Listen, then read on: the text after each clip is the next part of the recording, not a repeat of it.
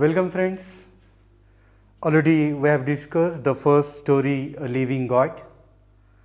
Now today we are going to deal with the second story, Search for a Stranger. Friends, this story is written by Gordon S. Livingstone. He is a psychiatrist, basically by profession a psychiatrist, and later on he is the writer. He is famous for his first book, Only Spring. Then the other books on his name and which are equally famous and read by people that are The Thing You Think You Cannot Do, Too Soon Old, Too Late Smart. Friends, the story Search for a Stranger is definitely a search of a stranger, but this is a different type of stranger. In the story, the speaker searches for a stranger, but this stranger is his real mother, natural mother, or you may call his biological mother. The speaker in the story is an adopted child. The story begins with a conversation between the writer and his cousin. As I have told you already that by profession he was a child psychiatrist. And the story begins with a discussion on a conference which was recently attended and participated by the child psychiatrist. The conference was on the problems of the adopted child. Definitely the adopted child, they have so many psychological problems. The most important problem is of the dual identity.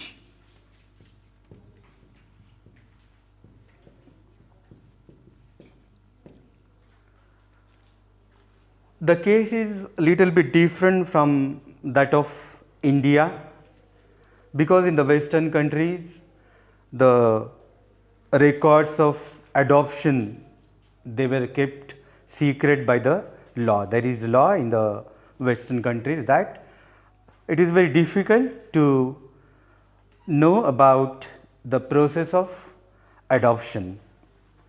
So when the adopted child is going to know about his biological parents, about his real parents, so definitely it becomes a turning point in his life, and there is what we call the emotional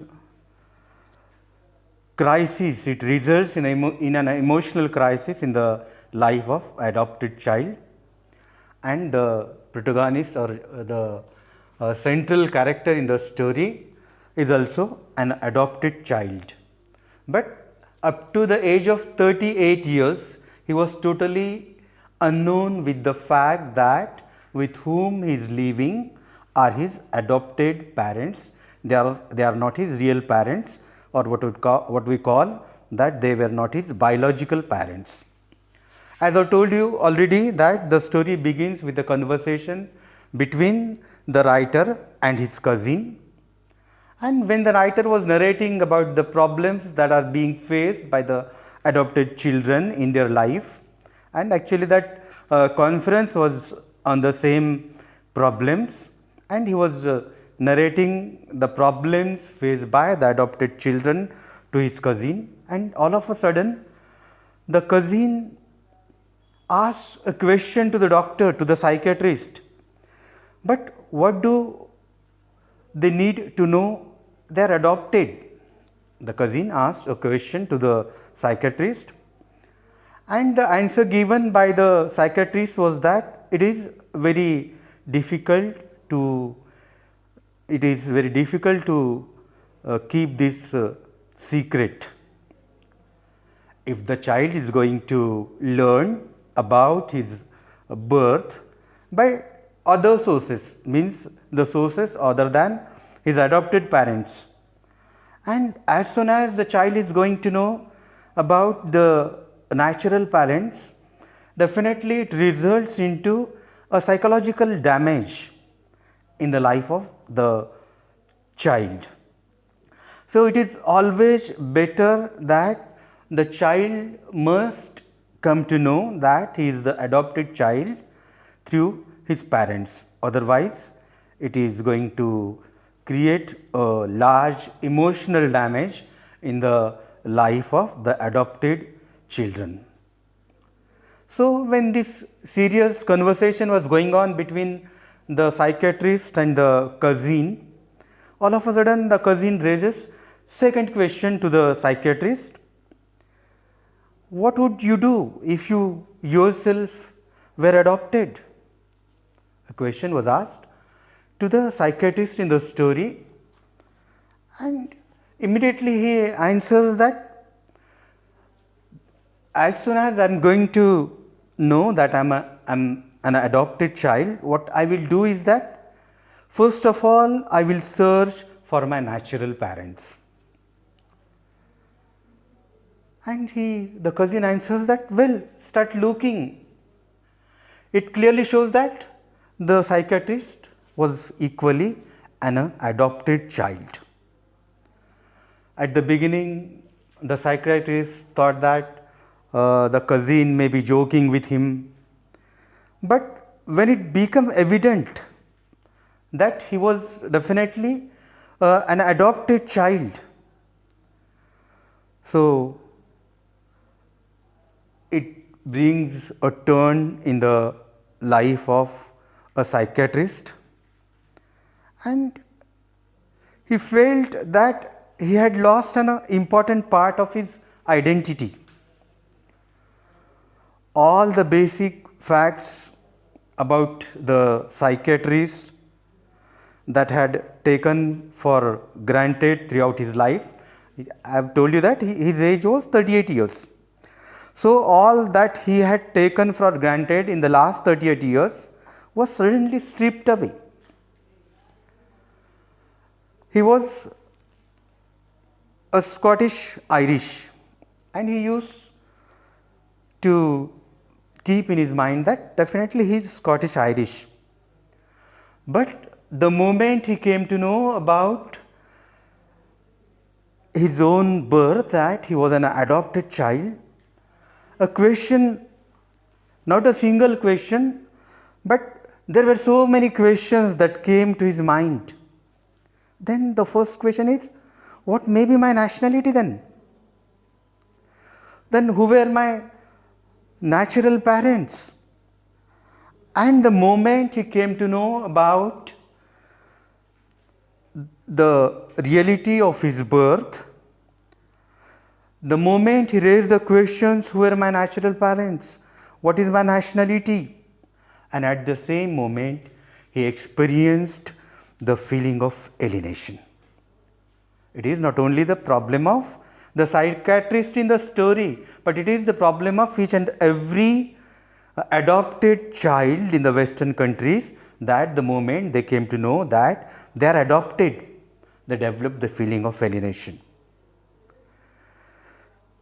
The first thing that they want to do is that the search for their biological parents, the search for their identity.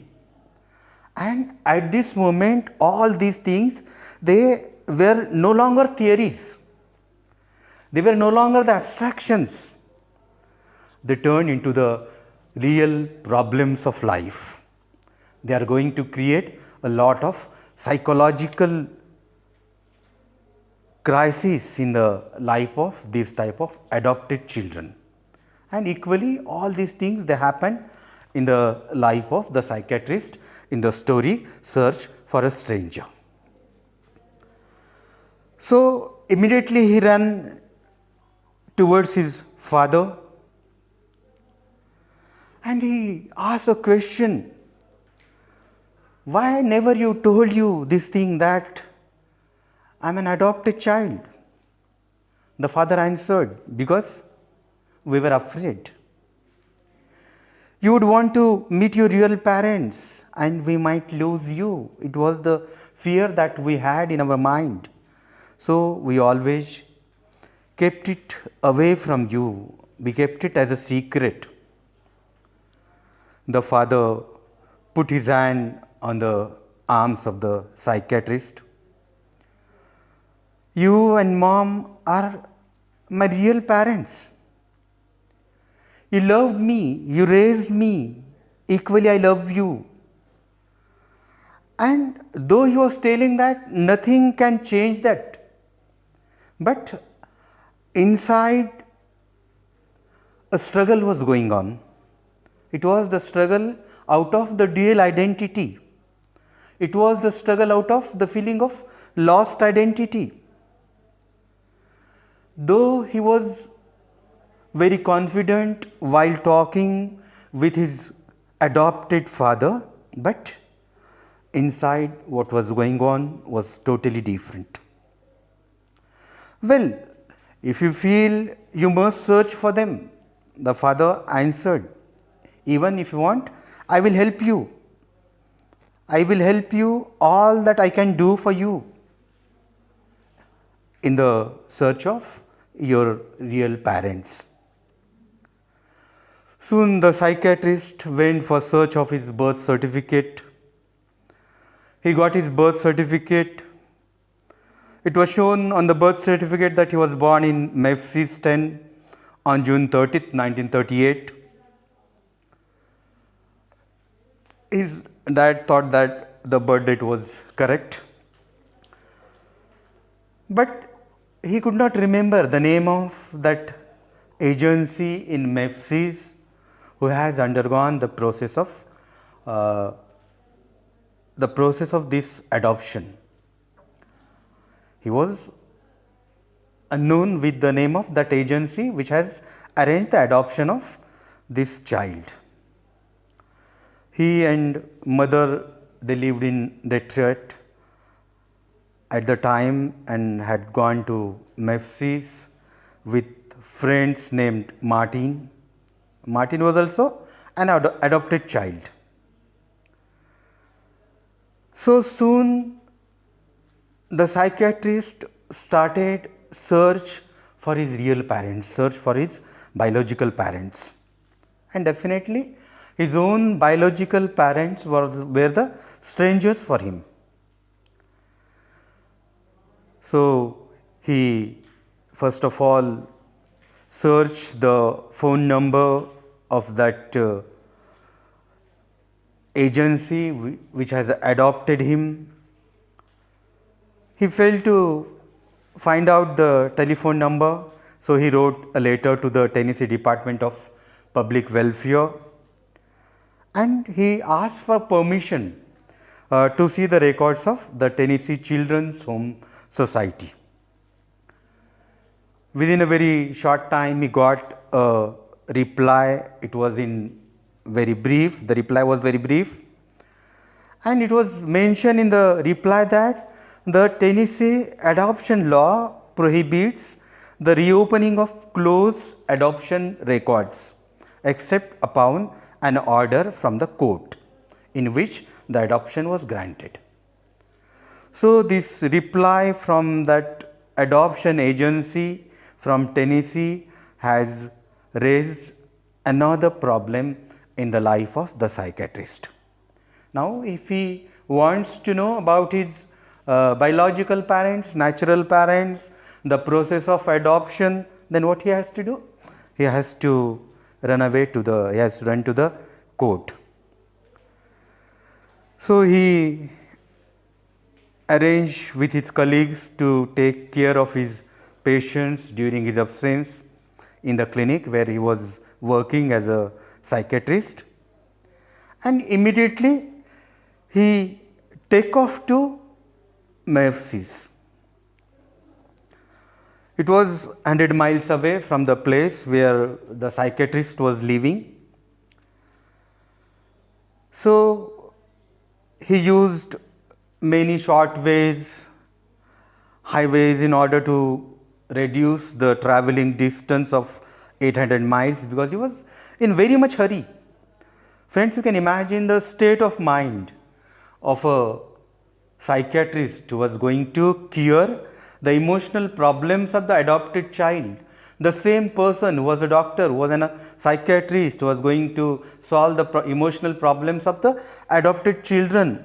The same person, when he came to know the reality that he was an adopted child, he was facing a lot of psychological problems.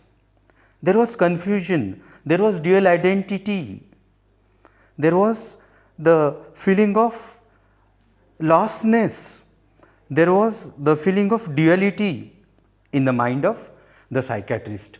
So, we can imagine that what problems a layman will face when he is going to know that he is an adopted child. So, the psychiatrist reached to the Tennessee Children's Home Society in the Memphis City Hall, and soon he went on searching the local newspapers. He asked so many people to find out the local newspaper of 1950s, because he was thinking that there may be some advertisement in the newspaper and he will come to know something more about his real parents, his natural parents, his biological parents. And when he was searching the newspapers, so he found a front page story in a newspaper, and the story was that the director of that adoption society, the adoption agency, had been selling children for high fees, and he was pocketing the money. When he came to know the truth about this Tennessee adoption home, again he was wonderstruck. Later on he came to know that adoption agency has marketed the babies of unwed mother, prostitutes and mental patients. And when he came across this news, again there was another what we call the puzzle or the struggle, and a lot of psychic problems he started to face. Sometimes he was feeling that what about his mother? She may be a prostitute, she may be a mental patient, she may be an unwed mother. So, the logical ideas were coming to his mind. How will be my real birth? Who will be my real parents? The next day he engaged a local lawyer to help him in the search of the stranger, that is his natural parents. And for the period of 24 hours, he was telephoning. He went to the Bureau of Vital Statistics, and there he came to know that his birth name was Donald Alfred Cardell. It was there in some sealed records. They were in Memphis courthouse. After a long effort, with the help of a lawyer friend, he got an envelope, and in the envelope it was mentioned that his real birth name was Donald Alfred Cardell. So, it was the first idea he got about his birth. Then the next morning, actually it was his luck. His lawyer came to know from the courthouse clerk that he got the record of adoption proceedings. Another envelope was delivered to the psychiatrist and his lawyer friend, and with a trembling hands he received that envelope, he opened it, and it was a legal document. It was spread before him, and it was an adoption decree. The day mentioned in this adoption decree was 17th day of August 1940, and his mother's name was Anne Simmons Cardell. And there was nothing mentioned about his father, and the document stated that the child is destitute and helpless, that the father has abandoned the child. This could only mean that the psychiatrist was an illegitimate child. So at this moment he felt a rush of sympathy for that unwanted child of so many years ago. He got the copy of his adoption decree. He requested the lawyer friend, then the clerk in the court, and he got the copy of the adoption decree. And now he rushed towards Jackson, the capital of Mississippi. He landed there, he hired a car and asked directions to the Department of Education. Now it was his second step in search of the stranger, in search of his mother, because his father's name was not mentioned on the document, only his mother's name was there. So on the next day he went to the Department of Education at Mississippi, and there he had found no Anne Cardell in the listing of teachers. So he was discouraged. He started to leave the dusty stacks when he noticed an old filing case marked academic records. He opened it and he found a load manila folders, one of which was carried the neatly lettered words Anne Simmons Cardell. And this record revealed that his mother had received a master's degree in education in 1952 and gave the name of the college where she had earned it. So when he came to know about the name of the college from where his mother has got a master's degree in education, he called the college alumni office and asked if Anne Cardell's address was there on the alumni letter mailing list. From that alumni office he got the reply that they do not have the current address of Miss Cardell, and the officials in that alumni office, they told him that they had from Miss Cardell was over 10 years ago. The last correspondence with this office with Miss Cardell was over 10 years ago, and it was from Natchez. She may be deceased. That was the reply he got from that alumni records of that college from where his mother has taken her master's degree. So he, in a hurry, he got back to the airport and he filed his flight for Natchez.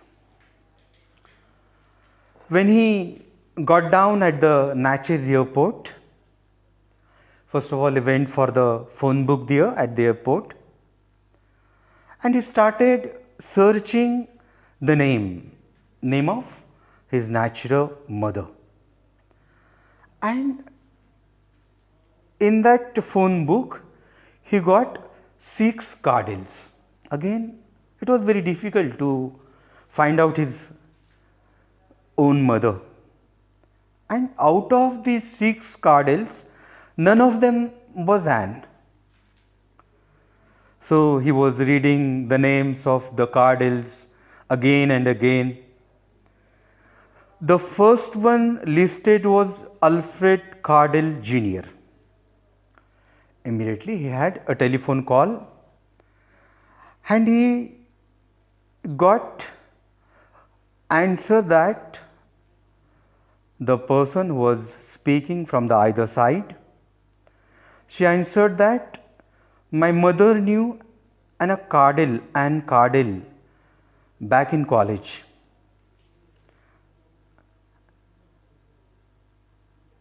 And when he asked about did you ever know Anne Cardell, she replied that she is my aunt and she lives in Savannah. He was in very hurry, the psychiatrist was in very hurry. I would appreciate her address, and within few seconds he just got that she is living in Savannah. And when the psychiatrist came to know the place where he can meet his mother, where he can see his mother, straight away he rushed towards Savannah. And he stepped into a phone booth. The phone rang twice. Hello, Anne Cardell, I asked. Yes, Miss Cardell, my name is Gordon Livingstone. I have thought a good deal about you. And I don't know how to put this. I haven't came up with any way but simply to say it. I am your son. I have come a long way. I would very much like to meet you. When the conversation was going on, there was a pause before she answered. She was speaking in a southern accent. Yes, she said. There are so many things I would like to talk to you about. The psychiatrist arrived at the address. It was an apartment, on a well-groomed street. He knocked at the door, and in response to the knock, the door was opened. There stood an attractive and dignified woman who was in her 60s. From behind glasses, she looked at me cautiously. She was a stranger. Please come in, she said. They had coffee together.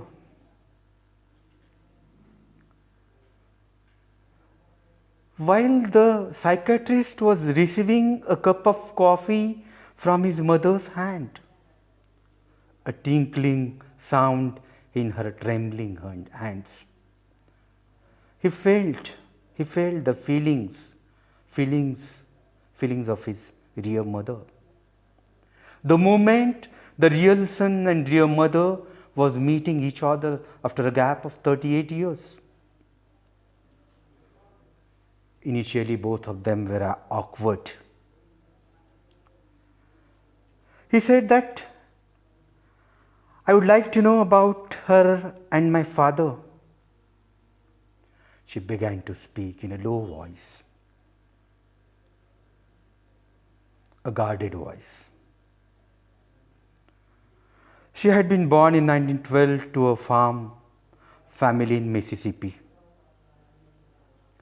By frugal living, her parents were able to send her to college. She taught first and third grades in Mississippi for some 20 years and then retired to take a job as an administrator in the school of a neighboring state. When she began to speak about the birth of the psychiatrist, birth of the speaker in the story, her voice was full of emotion. Back in those days, in a small southern community, the disgrace of being pregnant and unmarried, it was more than she could face, more than she could ask my family to face. She continued. It was during her first year of teaching. She said that your father was older. He was of 28 years, a most handsome man, a marvelous dancer. He was the only man I ever loved before or since. And when I learned I was pregnant, I begged him to marry and gave my baby a clear name. He said, we'd have to think about things. I never saw him again. I went to Memphis to have my baby, and no one back home ever knew anything about it. 3 years ago, I read that your father died of cancer. That was the end of the story. That was the end of his search. The story of his search was not an unusual story. In many ways, a one-sided love affair, a young woman bereft and with child. But this was the real story, the story of his mother. And across the years, he could feel the shame and confusion of that young school teacher as she faced the decision which would separate her from me. Her feeling of remorse, they were very deep. It has been the bitter regret of my life. I lost my baby because of my own cowardice, she said. But I had my own way of keeping track of your development as a child. I knew that in 1944, you would be 6 years old and then in the first grade. I could hardly wait for my own class of 44. When I gave an IQ test, I hoped that the brightest one was you. When I comforted a defeated child, I fear that he might be you. A remembering smile touched her face. You did everything. I tossed speed at you. You were aggressive, yet vulnerable and easily wounded by harsh words. I learned that you needed an atmosphere of tolerance and love. I tried to give it to you by giving it to all those children. It was an illusion, of course. But she half believed it. And when it came time for me to say goodbye to that class in the spring, I felt sick with guilt. It was if I were abandoning you in second time. She was telling with her emotions. During the following winter, there came the news that the third grade teacher was retiring. I immediately put the petition to the school board for a transfer of that grade, and it was granted. And I thought that I would again be your teacher. This time when you were 8.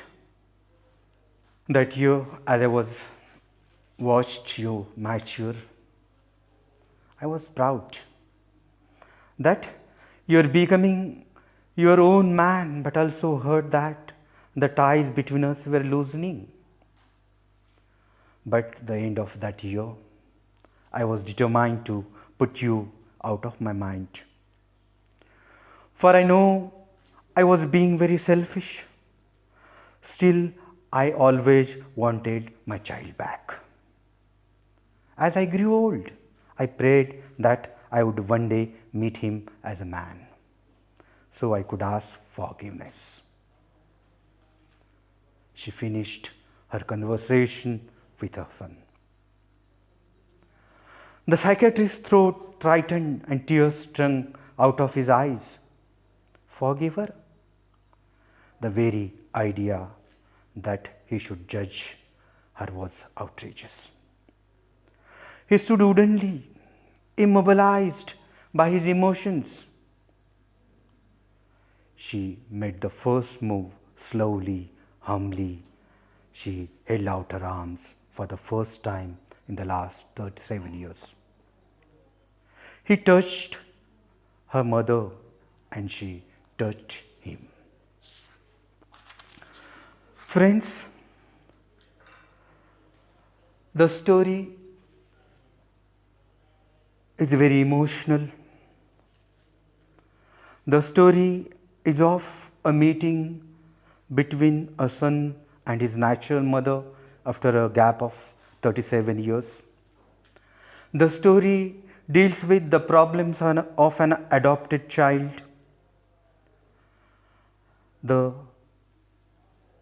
writer has very emotionally portrayed the feelings, the emotions of an adopted child. It is the fact that every orphan is facing this type of problems, and definitely these problems can only be solved with only the solutions given by a psychiatrist. Thank you very much.